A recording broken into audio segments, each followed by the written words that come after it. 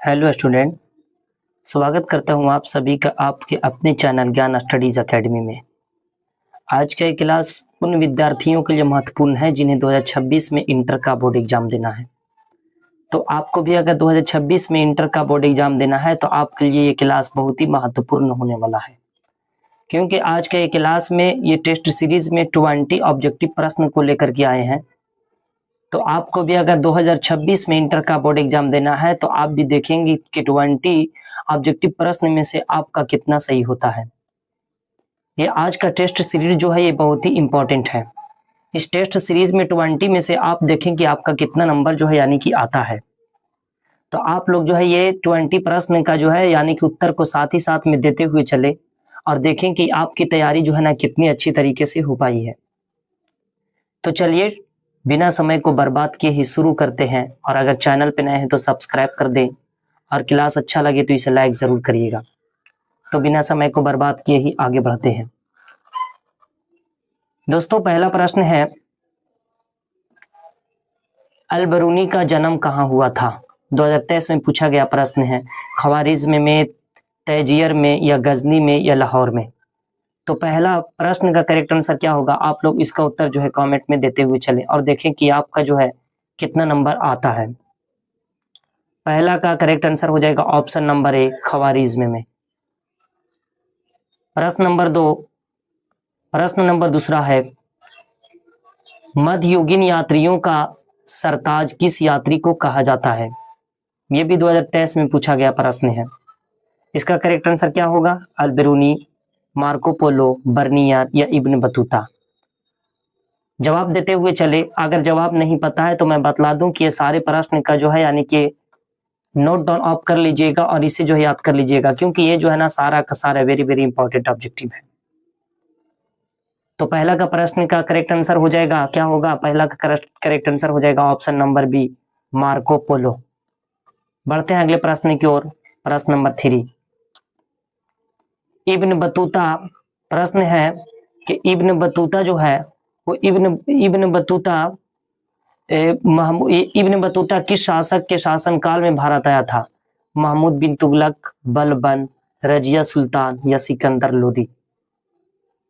तीसरा नंबर प्रश्न का करेक्ट आंसर हो जाएगा option number A, Mahmud bin Tughlaq. Option number A correct answer हो जाएंगे। बढ़ते हैं अगले प्रश्न की ओर। प्रश्न नंबर 4, किताबुल हिंद किसकी रचना है? जियाउद्दीन बर्नी, मिनहाज, अल बरूनी, या इब्न बतूता?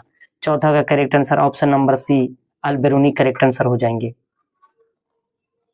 पांचवा प्रश्न, बख्तियार खिलजी कौन था? नाविक, यात्री, चिकित्सक, या सेनापति? करेक्ट आंसर को देते हुए चलें। देखें पांचवा का करेक्ट आंसर क्या होगा? सेनापति, ऑप्शन नंबर डी। अगला प्रश्न की ओर चलते हैं। प्रश्न नंबर 6, नादिर शाह का आक्रमण कब हुआ था? 1526, 1556, 1580, या 1739? छठा का करेक्ट आंसर होगा 1739, ऑप्शन नंबर डी। चलते हैं अगले प्रश्न की ओर। प्रश्न नंबर 7, संसब किस धातु से बना सिक्का था?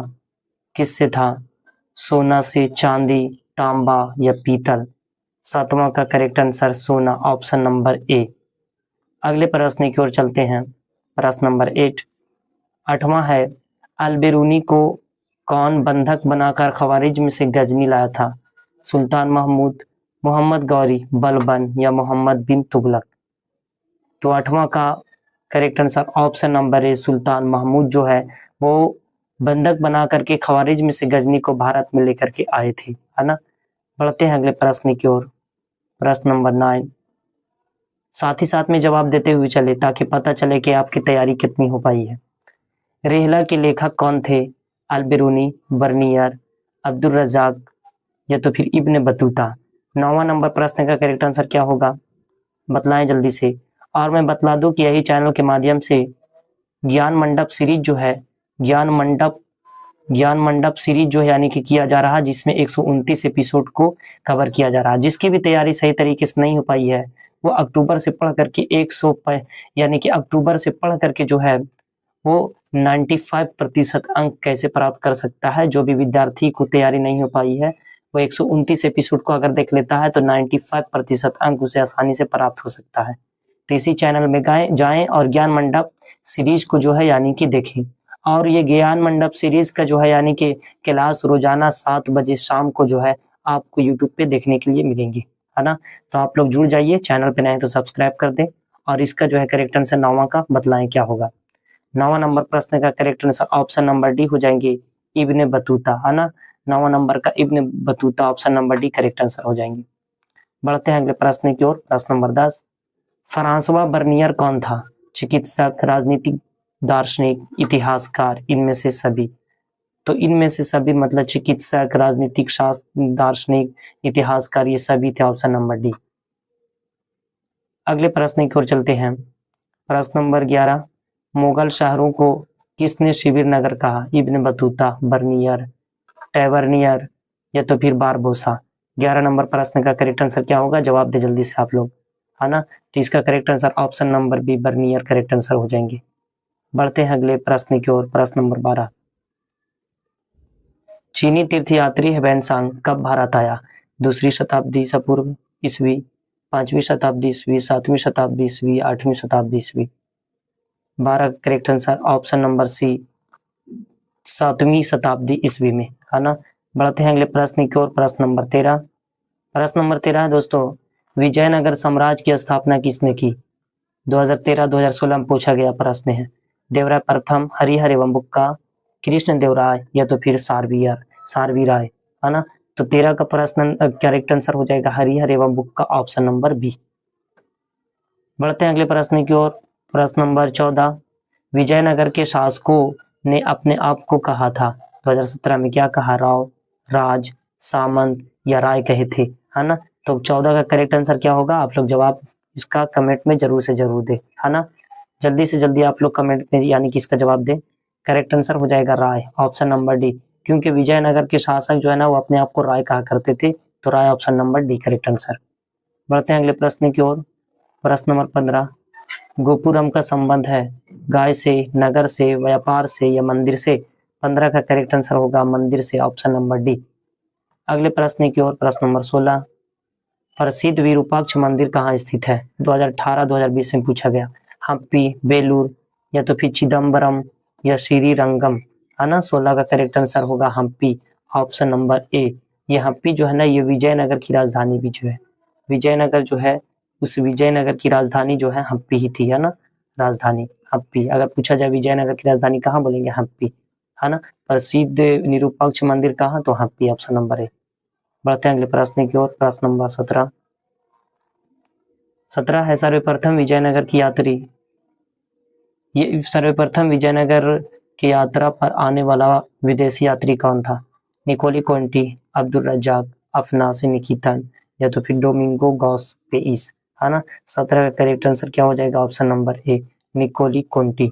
बढ़ते हैं अगले प्रश्न की ओर। प्रश्न नंबर 18 है हरिहर एवं बुक्का किस वंश के शासक थे? संगम वंश, सालू वंश, तुलु वंश या तो फिर अराविदु वंश। तो 18 का करेक्ट आंसर हो जाएगा संगम वंश option number A correct answer हो जाएंगे।